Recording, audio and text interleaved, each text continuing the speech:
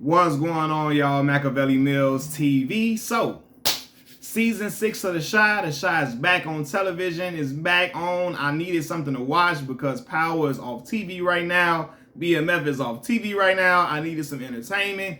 And The Chi came right on time, right? Now, I told y'all, season 5 was okay to me. I really didn't enjoy it as much as I did the previous seasons. Maybe because the storyline wasn't as intense in season 5. In season 5, it was more lighthearted with a lot of relationship issues, so on and so forth, more than like the intense drama that I've been used to seeing in this show, right? And that's why I really grew to like the show a lot. I like intense drama at times in shows with real life reality mixed in. And last season felt like it was more just focused on like the relationship problems and ups and downs and ebbs and flows of, being together in a relationship when people trying to make something work. This season, the first episode of season 6, it ended off on a very interesting and strong note. And I'm wondering, I feel like something dark is going to happen this season for sure. Something dark that I probably may not be ready for, even though I said I like the intense drama of the show. Because a lot of people felt like last season, it kind of felt like it was more along the kid storyline was the one that was progressing more than others or whatever. But I mean, we had the storyline with Emmett and his whole situation with what's the girl name that he with, Tiff, and then Keisha, so on and so forth. But this season stuff is getting interesting. We see that Keisha seems pretty annoyed with Emmett to start the season off, and I think that is realistic because now what's the word I'm looking for? The honeymoon phase is dying off with her and Emmett. Now they living together. Now she's seeing the like harsh realities of when a couple is living together.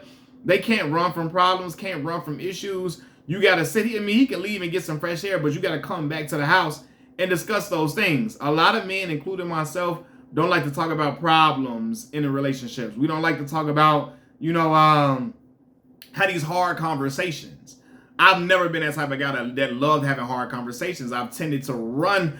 I've ran from those conversations a lot in relationships, so on and so forth. So that is something that is a real thing. Emmett wanted to leave. He didn't want to discuss it at all. And the woman like, no, we got to talk about this. It's not going to make you get over it. You're not going to get past this situation trying to blow it off.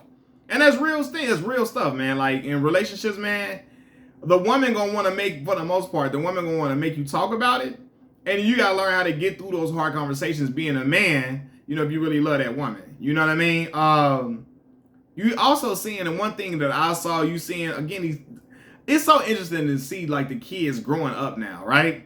When we see these relationships, we see Kevin growing up, we see Jake, we see Papa. I just remember when it first started in 2018, they were so little, and in a matter of 5 years, they seem to be grown, so damn grown now. It's just crazy how kids can just grow so quick.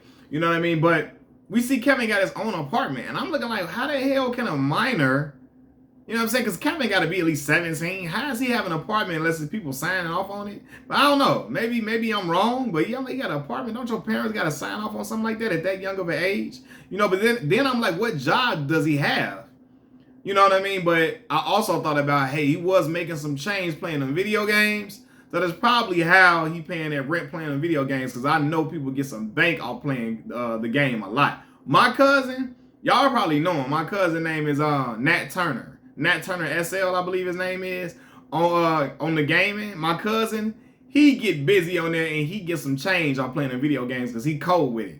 I put him up on my channel one time and people was like, oh, Big Nat. And I'm like, damn, cuz they know you for real. You really popular in that field. And I never doubted it, but it's just like, man, video gaming, you can really drive in bank from that, right? And so he living on his own. He's getting older. The girl that was all into astrology that he was dating last season that was into the moons, the stars, the heaven, and the earth, and all into the riptides and currents and all that type of shit.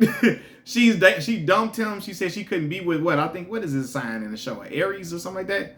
She couldn't be with a Virgo or Aries or something more than 3 months. So she done moved on and now he's single. Right? And this is an interesting dynamic because Kevin, now he used to be the one that wanted love interest as a kid, and he was always a censor of love stories. And now, Jake stole his girl, Mr. Steal Your Girl, Jake. He didn't win. Now him and Gemma progressing. They had a little pregnancy thing last season, and she was pregnant and she lost a baby. And then Papa was having his love life going on thing too, but Maisha said she done with him. And you can tell at the end of the season, Maisha was no longer interested in him. And I'm looking like, man, last season, I'm like, man, Lena, man, the men on the show was going out like goofies, right? All of them was henpecked, running behind a woman. I'm talking about running behind them, goddamn, like kids run after you tell them what's in your mouth, right? What you got in your hand. You know, like kids take off running. That's how the men was running after they women last season, right? And so now Papa has accepted that Maisha don't really want to fool with him like that. Now he's working at Smokey's, which is Emmett's restaurant, and he's eyeing a girl that he likes, you know, his coworker, right? And she seemed to be feeling him too. So I'm interested to see what Papa gonna do with that, right? Then we see Marcus, Gemma's father, and he is blowing Tiara's back out. Y'all know Tiara from last season. She was what's my man's Triggs. She was Triggs or Victor's fake girlfriend, fake fiance last season. Now she dating Marcus. He blowing her back out. I'm talking about they are loud as hell. Gemma hearing it in the next room. She like, oh my God, what the hell is this? Then she see him on the camera walking the girl out, and she like, I'm the only one that needs to be calling you daddy in this house. First of all, little girl, mind your business. Second of all, you too damn grown. That's why you was pregnant last season. All that, you don't got no say so in none of this shit I got going on up in here. Close your mouth, all right? You know what I'm saying? I'm grown as hell, grown as a motherfucker, right? But, you know, he's telling her, listen, don't worry about what I'm doing or whatever. Then he tries to bring it to, he don't say that. He tried to bring it to Tiara like, hey, you know, my daughter heard us. I don't know if that's okay. I don't know how to feel about that. I feel awkward about it. You know, I don't really want my daughter hearing me doing things like that. And she's like, hold on, she's a growing girl. She's getting older. She needs to see you dating and know that, you know, you're going to have a love life. You're going to be dating. You're not going to be cooped up and single for the rest of your life. But I also, when they had the conversation with Gemma, because she wanted to have a talk with Gemma, when they had that conversation, I ain't like how it went because she was taking charge. Tiara was taking charge of the conversation. I'm like, now how's the father punking out and letting Tiara punk him, and like she taking the charge of the situation? She's explaining to her what's going on and what she needs to get used to and what she needs to get adjusted to. That ain't how that's supposed to go. She supposed to sit back, be quiet, hey, nice to meet you, smile, laughs and giggles, and then the father is supposed to be the one to be like, hey, look, so this is the situation. This is Tiara, this is Gemma. I'm dating her. I like her a lot. She's going to be around more often. I want y'all to get to know each other. I want y'all to get used to each other. And I want everything to be copacetic between each other. She's directing the whole conversation. Like, what the hell? How is your lady doing this with y'all? No, man, that ain't her place. But again, the men in this show, they be letting the women just go bananas, go crazy on them. Right? And I ain't saying he supposed to be, this ain't caveman days hitting her upside the head or nothing, but golly, hold on. Let me talk to my daughter. You can be here, but let me have this conversation with her, right? And so then again, we see Emmett is making strides in his business. He still got Smokey's up and running, doing the thing, getting busy. He's late for his grand opening or something like that, right? But he's in business with Douda, okay? Otis Perry. I think his name is Otis in it. Is it Otis? I believe Douda's name is Otis in this show. Yeah. No. Is it? Yeah, I think it's Otis Perry. Yeah. He's in business with Douda. And we know Douda is a ruthless dude, but we see it on a whole different level this season, right? Douda is out here financing him, giving him some change. You know, his baby mama, Emmett's baby mama, Tiff, she needs a vehicle, right? And so he got a nice little car. And she's like, I need one too. I need a car too. So, you know, he is being ultimate baby daddy of the year. He goes and gets his baby mama a car, get her a whip. Now, see, the problem is, Tiff is still dating Rob. Rob is Iman Shumpert. She's still dating Rob, living in Rob's house. You know, they coupled up, booed up. And another man, your baby father, buying you a car when Rob got some bread, is going to leave him in a vulnerable state. He going to feel a way about that. I'm shocked he didn't really kind of go off about it and snap for real, even though we saw his real sentiments towards Emmett when he was meeting with Douda about, you know, re-up and making more money with the weed business. You know what I'm saying? And he's like, don't compare me to that N-word, right? He said, don't compare me to nobody, Joe. But most importantly, don't compare me to that Nigga, right? Talking about Emmett. And he fell away. He was like, oh, Douda say, you are fucking his baby mama. I forgot about that. Well, you are fucking up, right? And he said, oh no, we living together. He said, oh, so it's serious. I said, oh, this dude is off the chain. Hold on. He a little wild boy, man, for real. But anyway, yeah, so we see now that in this situation, I think Rob is gonna feel away. Like, cause if Emmett is continue, cause Tip gonna want some more stuff. Right? And Emmett gonna keep providing it. He gonna be the one to provide it. He gonna be the one to give it, so on and so forth. And Tip gonna start respecting Emmett more than Rob. She gonna start respecting Emmett more than the man she's living with that's housing her. And it's gonna cause conflict. And she's gonna be like, well, damn.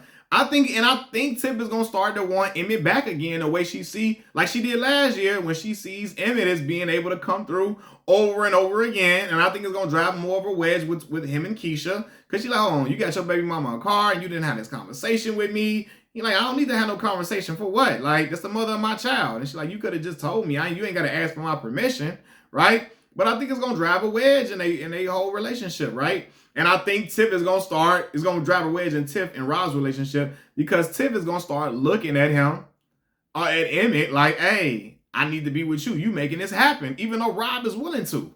You know, one thing I did see though, Duda is still a Mac. Cause he pulled up on Tracy fine too. God damn. Tracy fine as hell. You hear me? Find it in the ticket on the dashboard. Find it in frog hair. Duda went over there, pulled up on her. Told her, you don't miss me. Grab her arm. Y'all remember how Leon did on what was that? Waiting to Exhale? It's me, baby. It's me, baby. That's it, man. It's me, baby. Come on. Like, open up the door. You feel me? She opened up. He grabbed them arms, started smiling at her, looking in her eyes, pull her in close, start kissing her. It's over with, man. Dude, I say, man, look, I can come back anytime I want to. He go down there, lay it down, and tell her, hey, this is just like old times, baby. I'll see you later. I had to run. And now she feel like, well, damn. This dude came over here and maxed you out them draws and went on about his business. Like a real player. You feel me? So now she's in a conundrum because she was talking to Kevin's mom. What is Kevin's mom? Dre. And what's Kevin's mom name, man? What is her name? What is Kevin's mom name? Nina. Talking to Dre and Nina about how she's over Duda, she need a new dude and all of that. And Duda say, hell no.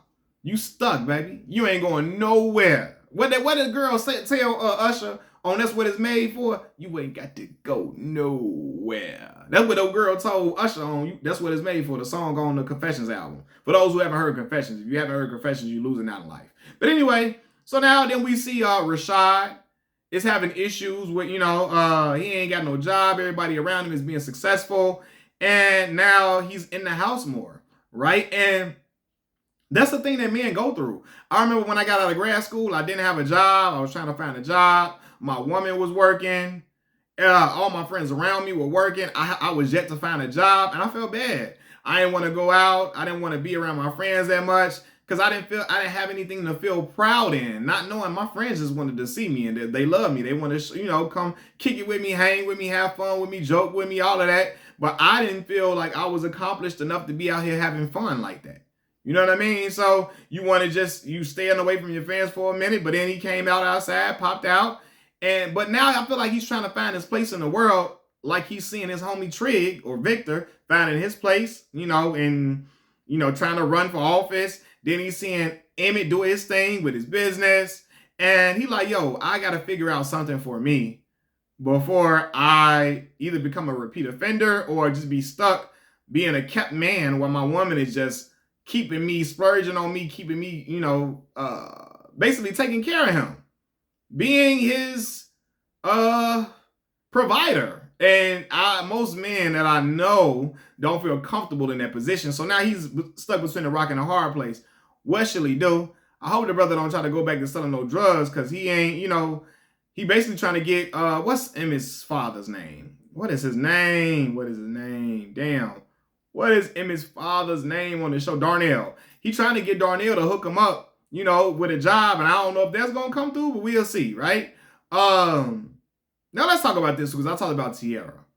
Probably Tierra wanted to give Victor a baby first. She wanted to give Trig a baby. Then she let Rashad hit. Now you Marcus woman. All right, you doing a whole lot now, ma'am.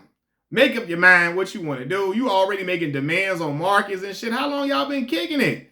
You want to be seen like that? Do you have an ulterior motive? You know? But I did also like the scene with Keisha, and Keisha helping a young boy who was who was struggling reading out loud. That's a real fear for a lot of young boys and young girls that I know. But I knew a lot of young boys who were afraid to read in school because they did not read that well, or they were nervous, or weren't reading wasn't their strong suit, and they didn't want to hear people they didn't want to have people hearing them fumble over words, right? And in this instance, the boy, he could read, but I think he probably had anxiety issues. The teacher, because Keisha trying to get a job being a teacher, she was observing. She gave a suggestion. The teacher didn't like it. Like, hey, listen, you here to observe. You don't critique us if you want a job here. But then the lady saw, hey, no, Keisha know what she's talking about. She's really good with kids. She has a way of getting them to open up and to understand and to be more comfortable with doing things. So I think she's gonna have I think she's gonna fit in well at that spot. But I think she's gonna end up probably looking over a kid who has some problems at home, which I think can expand, which could have her doing more than what her job entails, rather. You know, she's going to probably have to step outside of that and become a social worker for a kid at some point within the season, right? Now let's get to the juicy stuff. Maisha out here, her and Kevin cleaning up after the party. Kevin threw a kickback at his house, at his apartment, and Maisha and Kev kissing each other. Now, I know some of y'all going to think, well, Kev had Maisha first. He had her first, and he did. Maisha was liking Kev first. But eventually, Papa went and got her, and now that's Papa woman. So you can't be trying to invade on Papa's space, trying to do your thing, trying to mag on his joint. Well, even though, because Papa love Maisha just don't want him no more. And you know Papa gonna feel some type of way about this, but this show is a Mr. Steal Your Girl show. And I know a lot of young boys who was rotating girlfriends like this when I was young in Chicago, and I always said it couldn't have been me because I'm ready to whoop somebody's ass. First, Jake take your girl, Jake take Kevin girl. Maisha go from Kevin to Papa. Now Kevin is trying to get Maisha back now. Like, what the hell? Like, what is y'all on? Shit might get a little slippery slope. It could be dangerous out here now. You got to be careful because Kevin looking at Maisha like shit, he want her. And I don't know if it's because the boy is lonely, he needs somebody new, or if he really just had a thing for Maisha. Because at the end of season 1, Maisha was starting to grow on him, I remember. But then next thing we know, Papa is dating her all in her face. So I'm like, what the hell is this love triangle situation they got going on in the show? Is quite interesting. Now let's go to the main part, right? Now Emmett is getting financed by Douda. He keeping them fresh, keeping them spiffy. The boy was sharper than a porcupine, all right? Seriously, sharper than a thumbtack. You feel me? Sharper than some cheddar cheese from the goddamn Walmart of the street. Sargento sharp. He was sharper than Sargento cheddar cheese. You feel me? So anyway, Douda's financing all this stuff, and you know you ain't gonna just get financed by Douda without some trouble and some hardship on the horizon. Douda, he kicking it with Douda, and Douda got all this illegal stuff going on. And Douda's talking to Emmett, and I hope I didn't say Kevin. Emmett is talking to Douda. He's telling him, hey, man, you a man. You got to take care of your baby mamas. You got 4 women in your life. You got 3 baby mamas, three mothers, 3 women who are the mothers of your children. And then you have your woman that you're dealing with now, right? And you got to make sure all of them are happy. All of them get what they want. He like, now, and Emmett like, man, Keisha talking about she want a bigger house now. He like, so get it. And he was like, I can't afford that now. He said, God damn it, Emmett. Be a man. Stop being a pussy, right? And I'm like, oh, God, Lee. Now we see Douda's force coming out. And Douda's going to force Emmett's hand a lot this season. Make him do stuff he don't want to do. Put him in uncomfortable situations. Uncompromising situations. Or compromising situations. And compromising situations. Was it uncompromising situations? Uncompromising situations, right? And he gonna have to make a decision because Douda is showing his authority. Because while he's having this conversation with Emmett, a dude is chewing too loud. He's like, can you keep it? He said, what? He told dude, can you keep it down over there? And dude turned around and told Douda, I ain't chewing that loud, G. I ain't even chewing that loud. Right? And Douda laughs it off. Okay. So he has a conversation with Emmett. He keeps laughing, giggling. You know, all that other shit, right? You know, sound like a diabolical villain. And then walks over, like, trots over, like, you know, walks over to the dude calmly and shoots and kills him. Right there on the spot. Now Emmett is all shook. He don't know what to do. Yeah, you've entered business with the devil. You sold your soul to the devil, and now he's coming to collect. He gonna try to collect more than just money off of Emmett. Emmett gonna have to stash some drugs at the spot. He probably gonna have to run some drugs somewhere else because he's indebted to Duda, because Duda didn't put that money down for him. And he like, look, when you go in business with me, it's more than just me financing you. You got to do stuff at whatever I say, at all costs, whatever, you know what I'm saying. You got to do it at the drop of a dime. He might have him dispose of a body for him, or drive around with a dead body in a car, drive to go do missions and shootouts and shit. Emmett is in trouble, and I hope he makes it out of this season. Because somebody might die. I feel like a cast member is dying this season. Peace.